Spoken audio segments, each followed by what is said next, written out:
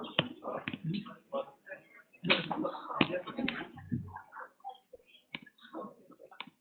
right, everyone. Well, it is my huge pleasure to stand before you today and to welcome you. Thank you so much for coming. It is a packed house. It's good to see all of you. It's fantastic to see this much support from the community, from all of our partners who helped to make this happen. It really is a huge privilege to be here. Among our stakeholders from government, my employer, my name is Servi. I work with Macy and the great team there that helped to make this happen. The private sector, private institutions, Ryerson, whose wonderful Brookfield team has helped to make this happen, and a really diverse cluster of partisan groups around the country who come together to join us today and join us for this challenge. I understand we're webcasting through to Ottawa, Kingston, London, Quebec, and BC. And hello to all you participants who can't be here in person. I'm really happy to see you here and with us today. In this room, these are some of the brightest and most promising minds in this field.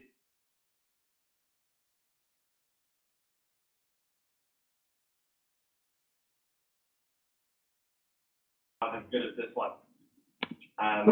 And of course, that very exciting cause is the launch of the Student Pathways Challenge. So getting to this point has been an enormous amount of work from my colleagues and from the many other people in this room, setting the competition up, the generous support for this cash prize, and the enormous amount of work that's gone into pulling together 37 data sets from across government and across a range of other sources that describe how labor, education, economics, and civil society interact. Those sets tell an incredible story, and for the next 6 weeks, this story needs explorers and visionaries and storytellers, and that's you. So before we dive in, I have some quick house rules, just one quick house rule, and that's to please save your questions for the end. We will have a chance to ask a few questions as a group and then a longer networking session in which you can ask direct questions to any of the team members here. So with that, to help tell this story and to tell you all a little bit more about this challenge, I'd like to introduce you first to several speakers that we have scheduled for you tonight.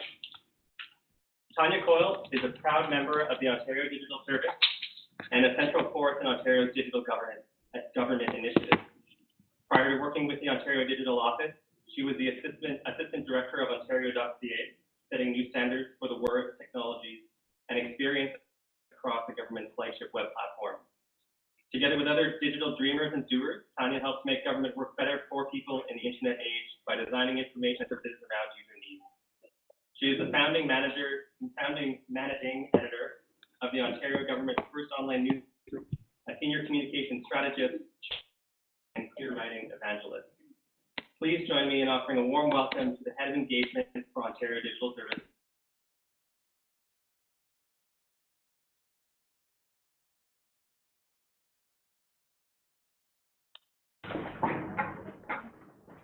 Hi, everyone.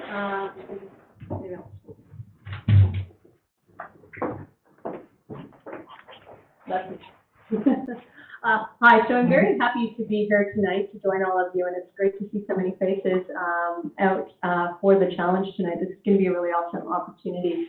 I also want to thank the folks at Brookfield and at the Ministry of Advanced Education and Skills Development for bringing us together and for doing such a good job of getting so many faces out. I'd like to share a little bit of information tonight about what we are doing in the Ontario Digital Service. We are proud partners with Macy in bringing forward unique challenges like this and encouraging people to work in different ways, including partnering with people outside of government to deliver really interesting and innovative products. So at ODS, we are a skills collective. Our new boss, Hilary Hartley, who unfortunately couldn't be here tonight, but really sends her regrets, often says that we're a new team. We're in the Cabinet Office of the provincial government. We are really there to scale the government's efforts when it comes to delivering products and services on the web that are different. Our role is really very much about being a center of gravity in government. We're there to help provide expertise and support, and in a place where we can experiment with new approaches. We really want to unleash a new type of problem solving into government. For many of you who come from outside, if you're from a civic tech community or have worked in the private sector or not-for-profit, with technology, this won't be new to you. But these practices are not necessarily practiced everywhere across government, and so we're really there to light a spark and to help other teams learn how we work and inspire them to work in these ways. So our mission is fairly simple: simpler, faster, better government services for people and business. What that really means is that we want to support that ecosystem around us and drive towards this common mission. We have 10 areas of action. These are published online and available on our website, which is ontario.ca/digital. We are focused right now on everything from redesigning public services, things like OSAP and that online application in partnership with MAISD again. We're working with the Ministry of Health and Long-Term Care on several projects, and we're working with Service Ontario as well to simplify the online experience for users. We also have some other areas of action. Our CDO, again, likes to summarize these in 4 categories. So we've talked a bit about services. When it comes to platform, we operate the government's flagship website called ontario.ca. That's built using open source technology and hosted in the cloud. It relaunched in that form in 2012, so we're not brand new to the world of modern tech. We've been working and iterating on that for some time. We have also recently introduced a digital service standard in government. It's 14 points that set out what good looks like. We want to make the good path the easy path for our partners in government. That's on GitHub right now, so if you have some time, put in a plug for that, go there, have a look, give us feedback, because we're iterating on that product as we go. When it comes to procurement, we're also in government to help government become a smarter customer. When it comes to suppliers and working with those on the outside of government to bring in new services and new ways and methodologies of working on the inside. And then at the core of it all is really people, talent and training. So that's everything from creating new pipelines of talent into government to helping the public service adapt and evolve and iterate its own skills to be ready to operate in a 21st century economy. The strategy is delivery. That was first said by Mike Bracken of the Government Digital Service in the UK some years ago. It's caught on. It really is what we're all about. We believe in showing rather than telling. And our philosophy is really just start. So like a lot of entrepreneurs and innovators outside of government, we just believe in getting the wheels in motion, having a minimal viable product. We just recently launched a new org model for our team. We call it minimal viable teams. It's just a start. We may not know. We need to get out there and seek the feedback of the audiences that we're serving, the populations who are out there. So that's how we work. At the heart of that is really this belief that we need to be the change. So each one of us, as part of ODS, and I'd say as part of the OPS at large, many of the teams we're working with really want to represent what's possible in government, how you can work differently, and work as part of multidisciplinary teams, partnering together to bring about change.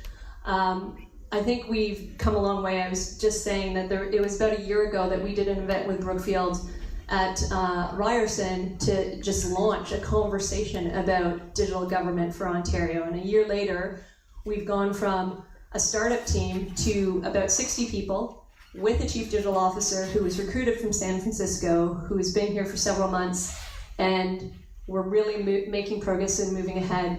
I think OSAP transformation is a shining example of what's possible in terms of making an online experience a lot easier for students. That doesn't mean the work ends now. We have a lot more to do, and we're going to continue to work on it to be that change. Because we obviously believe that culture spreads. So when we act the ways we do, when we introduce new methodologies, when we try new things, when we iterate on them, then we can be a little bit better, step by step, bit by bit. So transformation is often considered a big word. We want a home run, but actually we think it just happens incrementally, little by little, step by step inside of government. So every little bit we take gets us down the road towards our goal. Finally, and I think this is representative of this event, we just can't do it alone. It's impossible. We're 60 people working in an organization of 60,000. We want to light sparks all across that organization, help people to see what is possible and what can be done, how you can work using technology, but we can't deliver everything on our own. And I don't think we, as a government, can deliver everything on our own. So we're really relying on the ingenuity, the talent, and the skill of the people in this room and in communities like Toronto, in London, in Ottawa, outside of this province, to give us insight, to give us feedback, to give us ideas. And this is really at the heart of why we're here tonight. And from the ODS perspective, we're so excited to be a partner and to see what's possible and to see all of the ideas that come from the Design Challenge. So thanks.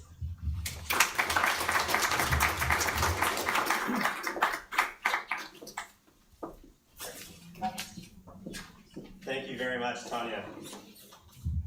Our next guest tonight is an extraordinarily accomplished policymaker, politician, business advisor, teacher, and community leader.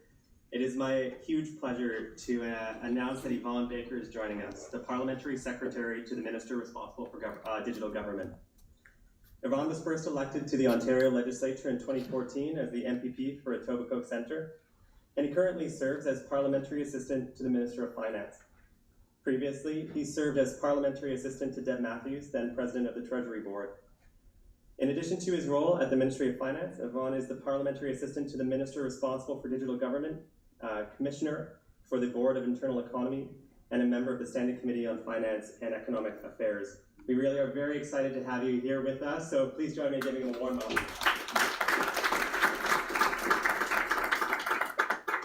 Thanks so much for that great introduction. When I came in, Paul and I were chatting, and he says, I made up an introduction for you. And I said, oh, that sounds interesting. And he says, hopefully we'll see if it's true. And it was true. So thank you very much for that wonderful intro. I'm going to invite you to join me at other events and introduce me more often. That was great. So it's great to see so many of you here today. What a great turnout. I really, I haven't been involved in that many of these types of events. And when you throw an event like this and put out a challenge, you just don't know how many people are going to come. And this is a fantastic turnout. So thank you all for making the time to be here tonight. It's great to be here. As I look around the room, as I had a chance to chat with folks when I came in, there were a number of people that I recognized, not just from government, but people who I've interacted with over the last couple of years. So it's great to see so many familiar faces and some friends in the room. And it's also great to be here with my friends from the team from Digital Government. Tanya just represented them. From the Ministry of Advanced Education and Skills Development. Wonderful to have all of you, and thank you for all your collective work to put this on. From the folks at the Brookfield Institute.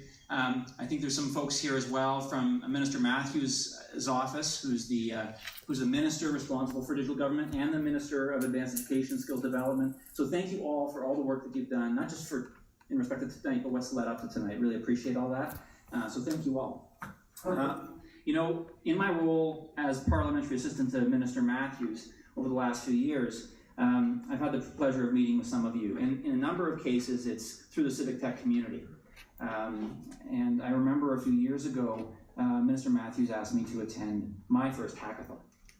So I was pretty excited about this, and I was sitting in the legislature, and I'll share a little secret. When we're sitting in the legislature, in the chamber, we're not always debating legislation. Sometimes we're chatting with our colleagues, and I was chatting with one of my colleagues, and he said, what are you up to this weekend? And I said, well, I'm going to a hackathon. And he said, well, what's a hackathon? I said, well, we're going to bring some challenges the government's trying to solve, some problems we haven't been able to solve yet. And there's a group of people who really smart, coders, designers, just some bright people, who are going to come and help solve those problems for us. So he thought about it for a second, and he says, so let me get this right. These folks are going to come together on a Saturday, and they're going to spend the whole day solving problems that we have not been able to solve.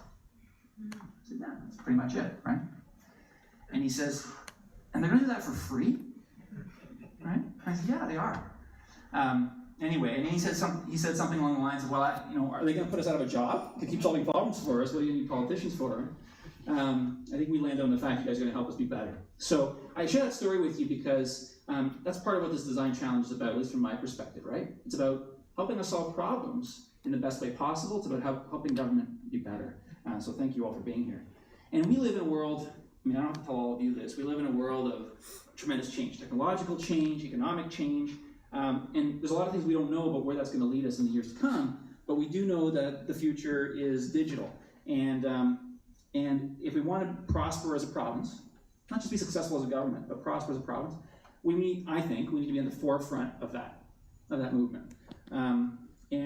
And that's why we need to drive digital innovation. And that means with new thinking, that means supporting for cutting edge research and entrepreneurship, which a lot of you are involved in, I know, and finding ways to focus Ontario's best digital talent, many of you folks, on some of the most challenging, intractable problems that we're facing as a province and facing as a government.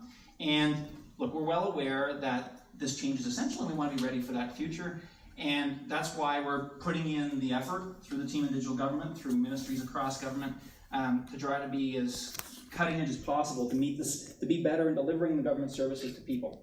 And we one of the things about government is government operates, I used to be in the private sector, and I can tell you government operates different from the private sector. And it probably operates differently than many of you are accustomed to. And so there's a lot of change that has to happen there. Tanya alluded to that a little bit. And I'm probably understating it. But we have to change the way government operates in many respects. And so we're delighted to have the team from digital government working on this, to have Hillary Hartley, who's our new Chief Digital Officer. And she's not only going to be working on her team, not just on improving existing services, but really driving change, as Tanya alluded to. So this is not going to happen overnight, but you're going to see change, and I think we're proud to be leading in this regard as far as government goes. The other thing that I've noticed over the last few years is that we have a lot of data, a lot of really useful data on a range of different topics and different areas. And from a user perspective, my sense is that the problem isn't that we don't have enough information, is that we haven't presented the information in some cases in a way that users can make the most of it. And that's in part what today's about too. So we have the growing use of digital, we have a government that's focused on that, we have a lot of data that's available, we have a lot of digital talent like you folks who are willing to commit time and energy to help us solve problems. So what's the challenge we want to solve? So our challenge question, which you've probably all seen at this point, is how might we design a digital tool that would help high school students gain a better understanding of available career opportunities and the pathways to get there. And I'm personally passionate about this topic. I'm incredibly passionate about this topic. And let me tell you why. I believe that the choice that students make, especially the high school students make, about the post-secondary career they're going to pursue, whether that be college or university, and the program that they're going to study at that college or university, is one of the most important, one of the most pivotal decisions that young people make in their lives. It's one of the most important investments that you make as a young person. It's also going to shape your career opportunities and your future and your quality of life, potentially. Like I put it up there with decisions like buying your first home or getting married or something like that. Now, I'm not married, but I've bought a home. And I know how much energy and dedication and thought I put into that decision, right? And so one of the things I'm passionate about is making sure that students can similarly make an informed decision about where they're going to study. What's the best pathway for them? So, but what we found is that navigating the pathways through post-secondary education can be actually really difficult, right?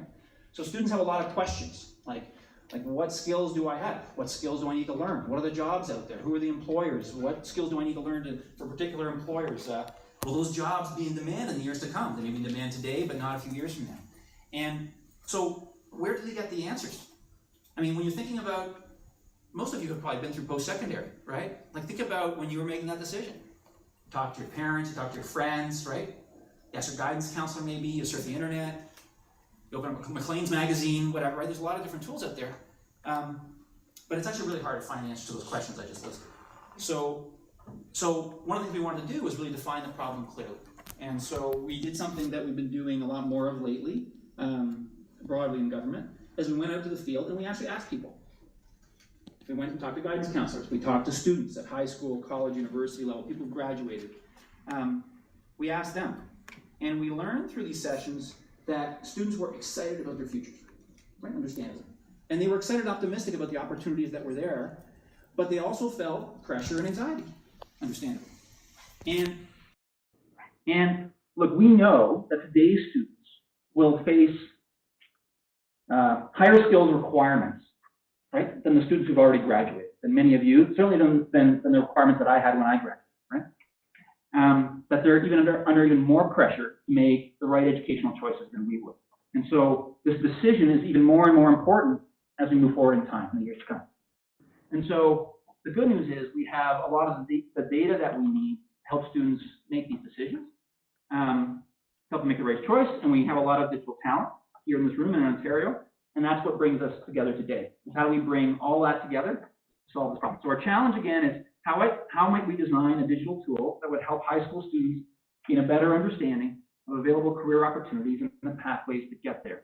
And so over the next 6 weeks, we're asking you as individuals and teams to develop digital tools to help high school students navigate this decision, to make more informed decisions about their educational pathways and their careers.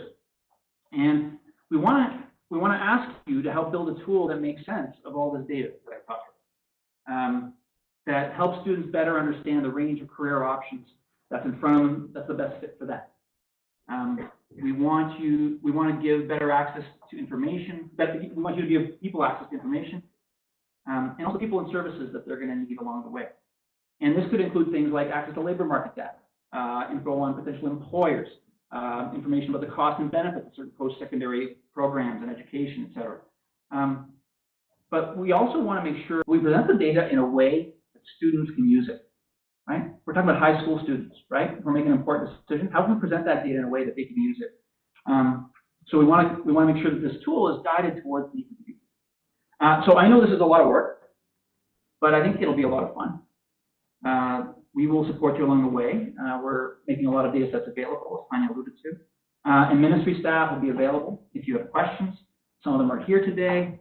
And we're going to support you through the challenge, online and in person. And after you've submitted your designs by November 3rd, the top 10 teams will pitch their solutions to an expert panel next year. And there's going to be cash prizes. So unlike the conversation I had with my MPP colleague, you're not doing this for free, right? So top prize is $30,000, second prize is $13,000, and third prize is $7,000. So I think this is going to be a great experience. An experience that shows that when it comes to digital talent, we're #1 here in Ontario. I'm sure it will. I'm really looking forward to seeing what you guys come up with. And so I hope you'll all engage. I hope you'll all participate in the challenge. And I want to thank you for your time, your energy, your expertise. By doing this, you're not only helping students navigate a really important decision in their lives, you're not only helping us be better, the government be better, but you're really making a difference for a lot of people across Ontario. So I hope you'll participate. Thank you for your time, and I thank you for your attention. Thanks.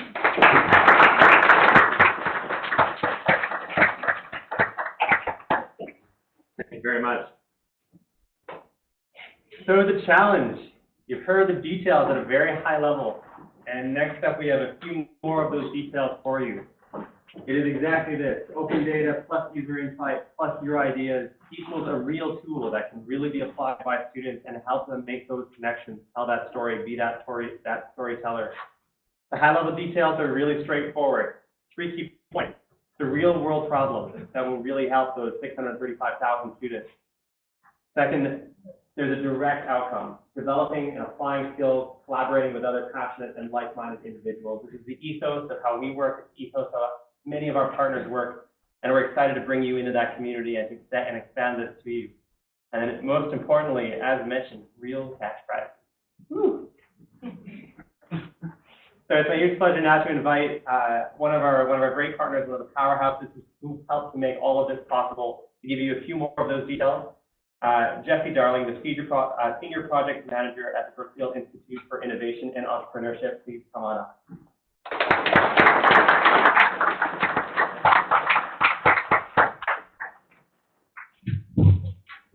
Great. Thanks again. Just to reiterate what the previous speakers have said, we're really excited to start this, and it's a packed house. So thank you so much for giving us your Thursday night for launching this with us. So I'm going to provide an overview of the key components of the rules and regulations.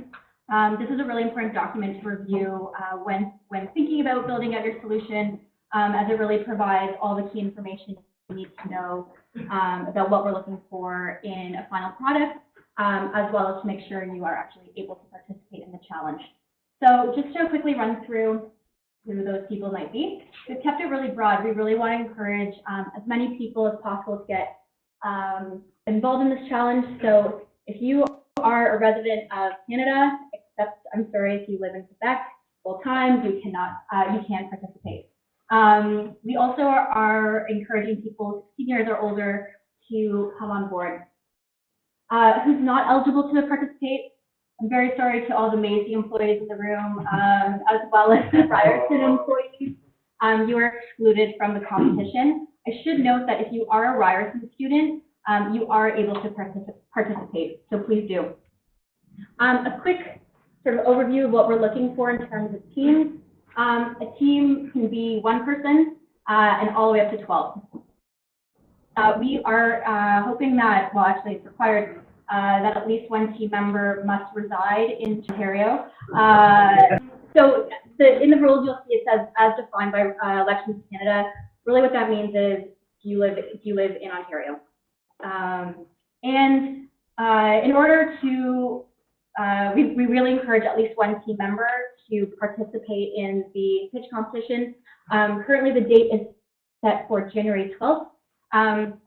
We do have travel funds allocated to this. So if you are part of the top 10 teams, you'll get more information later down in the competition. But we really want at least one member there. So what do you need to build? We're looking for two types of end products. The first is a proof of principle, and the second is a working prototype. I should say that both of these end products are really rooted in the same core things, which is, I'll get to this in a bit, but have you done your user research? Do you understand what your users need and want? Have you used data in an interesting and creative way? Does it provide a good user experience? Is it easy to navigate? And then the really key difference here between the two is functionality. Proof of principle is illustrating the intentional development and functionality. So we're looking for wireframes and really communicating the front end design pieces, whereas the working prototype actually has some or hopefully all of that built out functionality. So some submission guidelines. If you are looking to build a working prototype, when you're building it, you can use any platform you want. However, as part of the challenge submission process, we need you to register for the VPS that we have set up. The way in which you get access to the VPS is by emailing the challenge sponsors, info@studentpathwayschallenge.ca. We will provide you with login information. If you are looking to build a working prototype,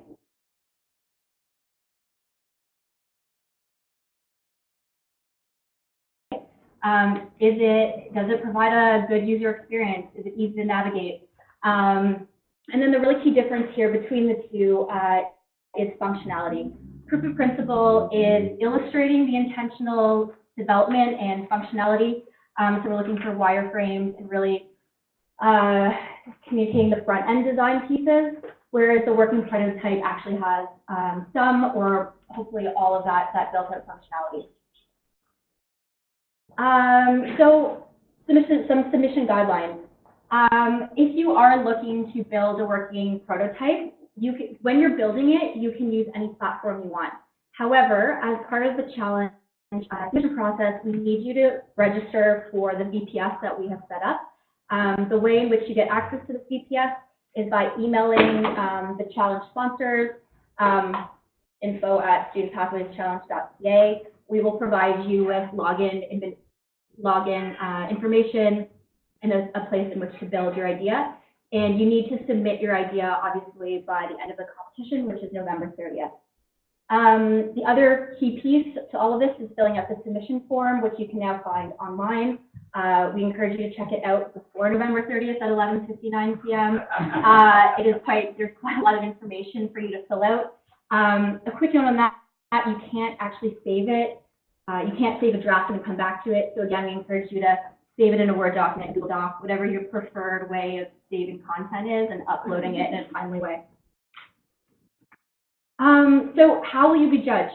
The judging process takes place in two phases.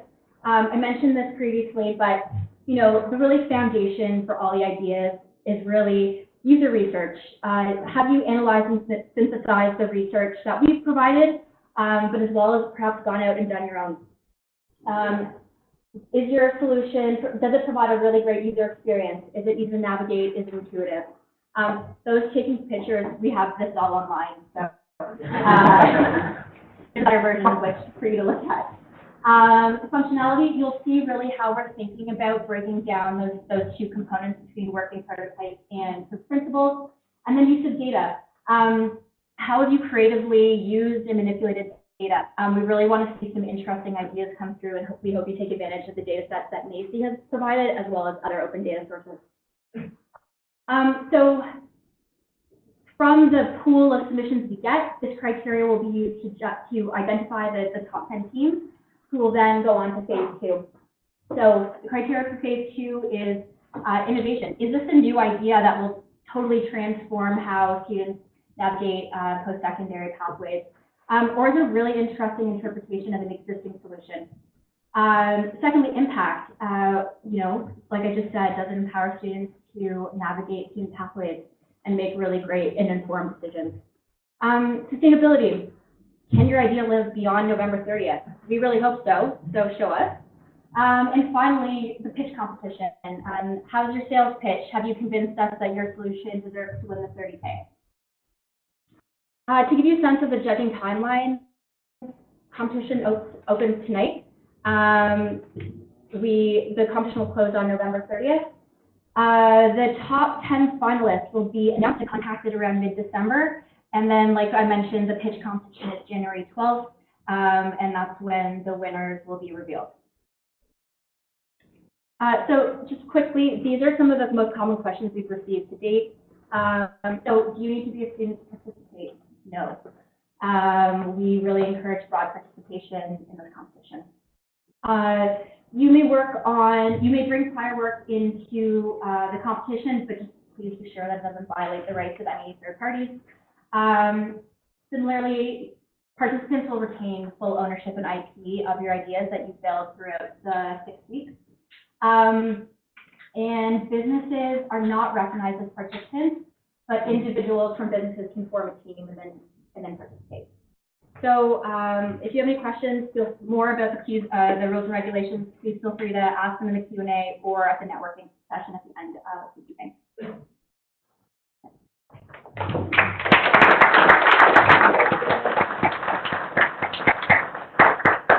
And now the part that I'm sure you're all most excited about, one of my favorite topics, data. So it's my huge pleasure now to invite one of my best and brightest colleagues, Chris Aaron.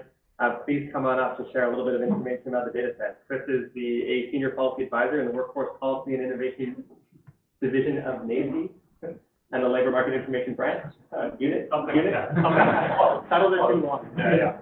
All right.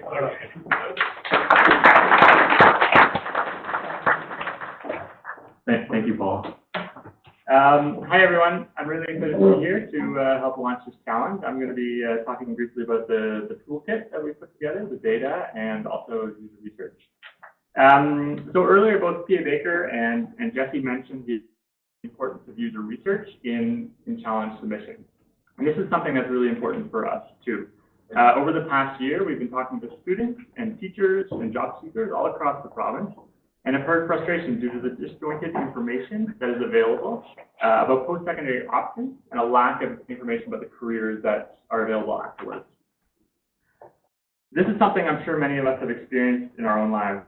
I know back in high school, I couldn't have imagined standing here today or any real way to get there. And so the objective of this challenge is to try and use data to better illuminate the journey from high school to post-secondary and onto the labor market.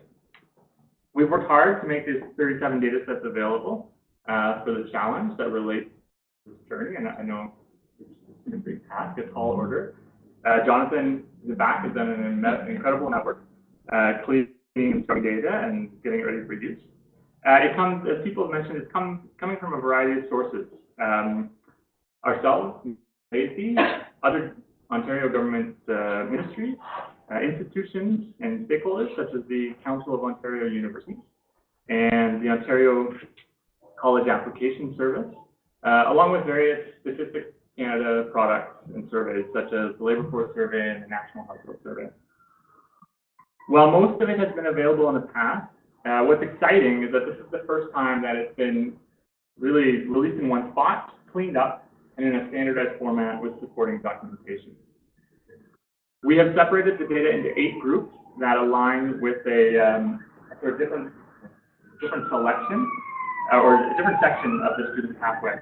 I'll try now just to highlight highlight what's available and what you guys should be hopefully looking forward to use. So in the admissions group, we've got 4 data sets, and it includes data on all high school courses available in Ontario, along with both college and university prerequisites. So the idea being that you can now map the courses you need from the very start of high school in grade 9 all the way to college or university. And this one I'm really hoping people use because this John put together. I mean, it's like really difficult. It was a couple of really unruly and ugly PDFs that is now turned into a beautiful data set. So thank you, Jonathan, for that. And please use it so its efforts don't go to waste. In the application and enrollment section, we have data on university registration and retention, along with student demographic information. In the student experience section, it includes information on student engagement, things like basic class size, faculty makeup, to better help inform decision making. In institutional graduation and employment rates, are included in the graduation section. In apprenticeship section, we've got data on training providers from across the province, along with job vacancies for apprenticeable occupations. In wages, this is another one I'm excited about actually. In wages and earnings, we've included data that links student outcomes with tax filer data. So you can now track earnings progressions after graduation for the first up to 7 years, based on either, well, type of institution, university or college, and program of study. So I think that's really valuable and has been to this date underutilized data set. And then in the labor market section, along with other data on labor force demographics, and this is another one I'm excited about actually, we've included a really cool data set that breaks down each occupation by 50 different skills and about 70 different distinct tasks for each occupation. So that's kind of cool. And finally, in the employment section, we've included data on job rates and the relatedness of the job degree which people studying. There are a number of linkages we think that can be made between these data sets based on common variables, things like high school class, post-secondary program information, and the National Occupation Classification, or the NOC code. So hopefully there's lots that can be done. You guys will be, once you look at it, or if you have already, or will be excited as I am about this. We want teams to make use of this data to develop new tools, but also identify where there are gaps to improve the data that we offer to the public in the future. We're really going to be hopefully analyzing, looking at what's used, what's popular. If you guys find gaps, or if you need something, or some data doesn't do what you want it to do or something, make sure you tell us. This is feedback that we really want to get out of this challenge. And as people have mentioned, there'll be support along the way. So we've got a Slack channel, we've got email, we'll be happy to answer any questions. And we've also got a group of data experts from across the ministry who will be here. I would even stand up, but they're all, I think, hiding against the wall. So, yeah, they're all hitting ours. There are seats up here, guys, if you want. But anyway, so there's a team of experts on the data set, so we will facilitate questions, and hopefully we'll have lots of them. So now, onto the research. As was mentioned earlier in the evening, this design challenge is part of a broader strategy to improve the digital tools and labor market information that we offer to the public. We've been conducting user research to inform this process and gather feedback. No matter where we went across the province or who we talked to, and we were pretty thorough, I think. Yeah, we got out of the GTA. We've heard a lot, again and again, that people need better resources to make decisions about their futures. This feedback is the reason why we are hosting the challenge. We've consolidated what we've heard and are including it as part of the resources available for challenge participants. Two main, just to summarize quickly, two main types of challenges were identified. One, I think, and P.A. Baker spoke to this earlier, but people have trouble finding and accessing relevant information. People go to the web, obviously, and then they enter something in Google, and they're overwhelmed by the amount of information, and they give up, quite understandably. Second, if they do manage to find relevant information, it rarely is presented in a meaningful way or anything that really sort of helps them out in their decision-making process. As you can sort of see from this slide, I don't know how if you can see it in the back, but it is, as Jeff mentioned, it's available online, and it's available in your package as well. We sort of grouped the user research into sort of a tangible group on your on this side, and sort of a less tangible group on the other side, my left, or further left, I guess. The more tangible of the user insights we believe can be or should be able to be addressed by the available data, such as better information on student pathways, career possibilities, and being able to more accurately plan for the future. However, we are also challenging you guys, participants, to solve problems that can not be informed by the data. Students are looking for tools that build skills, self-awareness, and open up opportunities to new experiences. We've heard that perceived notions and stereotypes are powerful influences when students make decisions. Information is needed to counter these impressions that may not be correct. And finally, to add to your challenge, the students we talked to had very high expectations for the digital tools. They expect it to function just like the technology that exists in their daily lives, things like Amazon, Netflix, Snapchat. Specific tools and resources may also be needed to speak to youth facing additional barriers or from underrepresented groups. Youth from these groups have less access to career advice and are often excluded from both formal and informal career discovery opportunities. That's something we're hoping to change. We hope that you will be inspired to develop a tool that addresses these challenges.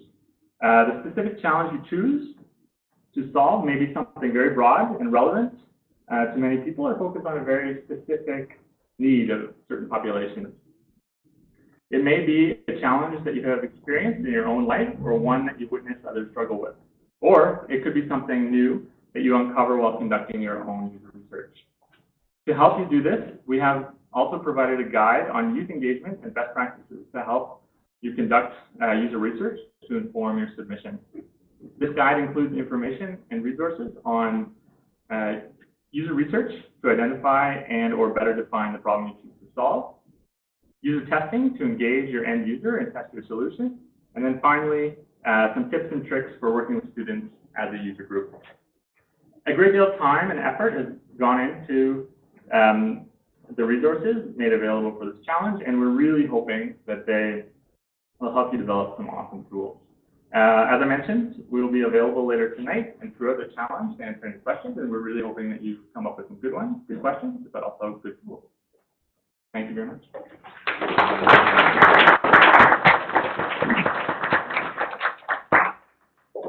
Thank you, Chris. I'm now very excited to welcome the Assistant Deputy Minister of the Workforce Policy and Innovation Division, Erin McGinn. Erin leads innovative labor market and workforce strategies that facilitate connections between the economy, education, employers, and job seekers. Prior to joining the Ontario Ministry of Advanced Ed, Erin served as the AVP of Communications for Government and Community Engagement at Ryerson, where she previously served as Director of the Office of the President and was Executive Director representing Ryerson in the transformation of Maple Leaf Gardens. Erin brings diverse policy experience in all sorts of areas and is a leading voice in innovative workforce policy. We're very happy to have her here today, so please join me in welcoming Erin.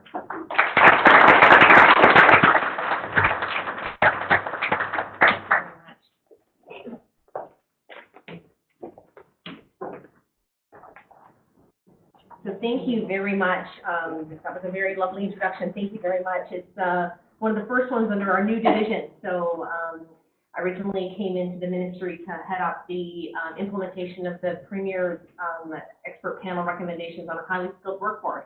And it has had such great influence that we've actually built a whole division around it. So it shows you how important this is to the government as well as the work that you're going to be doing. So thank you very much for that.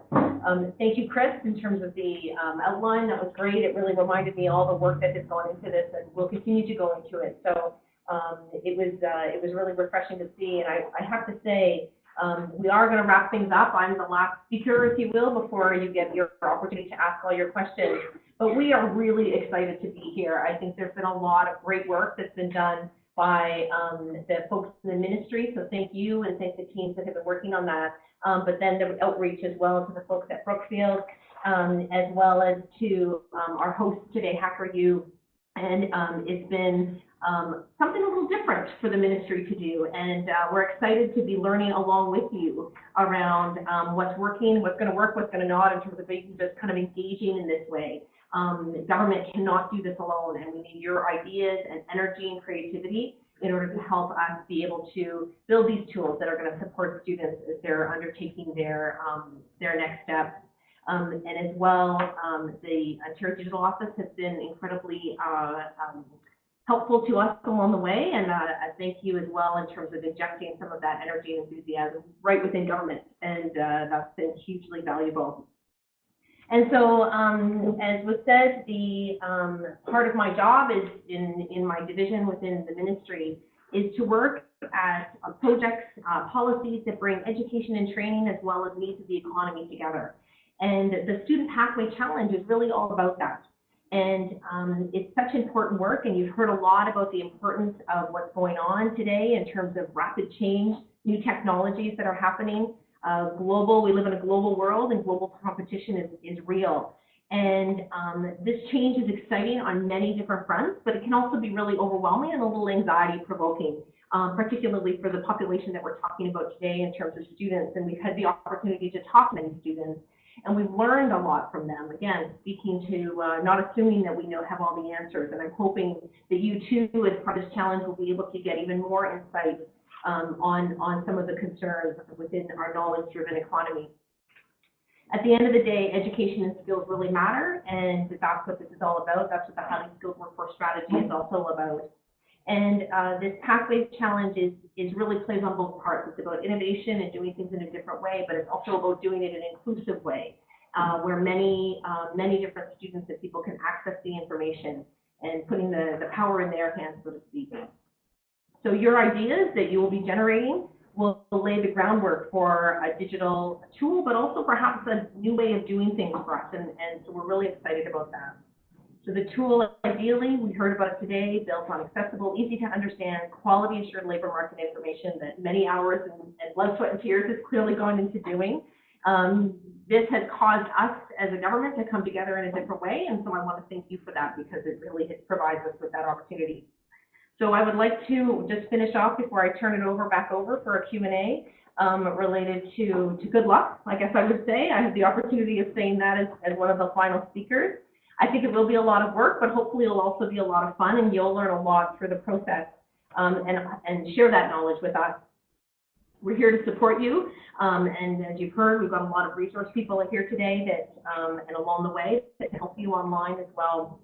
And encourage you to join our Slack workspace, make good use of the toolkit that's been developed, and hopefully that will act as a guide for you as you're doing your own research. And we're really, again, excited about to see what you come up with and the journey that you will experience along the way. So I'll hand it back over to Paul to answer any questions. But again, I think the nibbles have already been nibbled, but have some more nibbles afterwards. And best of luck. Thank you very much for your interest, and we're really looking forward to what you come up with. Thanks a lot.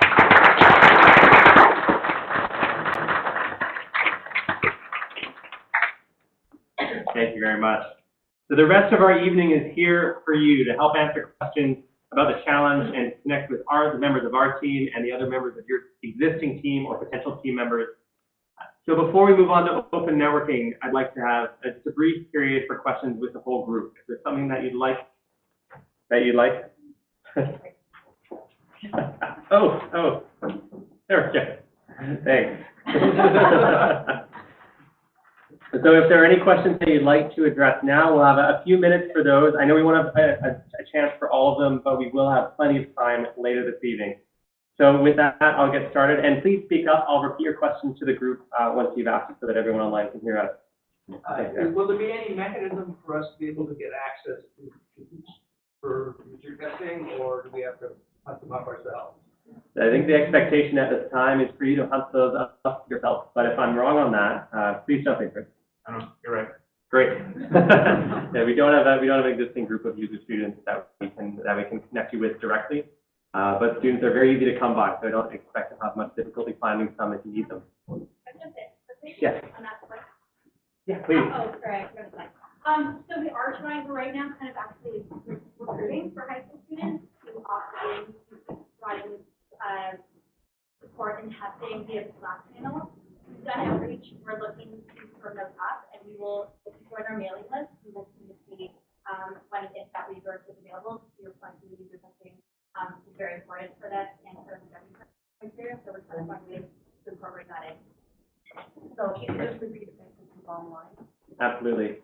Jesse's just clarified that Brookfield is currently recruiting student groups to provide feedback to users via the Slack channel, and more updates on that as they progress will be distributed through that medium. At the back.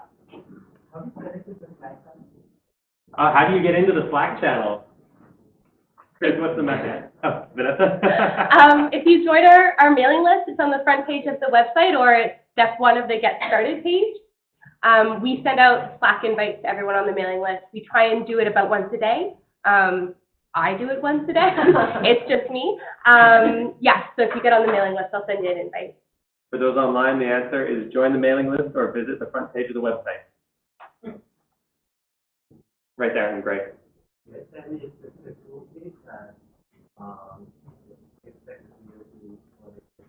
Absolutely not. Your tech stack, the tools that you choose to build this, whatever you produce, is completely up to you.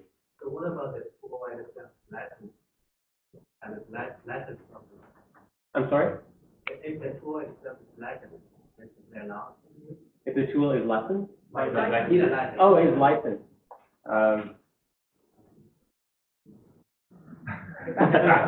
Can we get that? Yeah, I think we'll. So the question was, if the tool is licensed, is that okay? We have 2 online questions.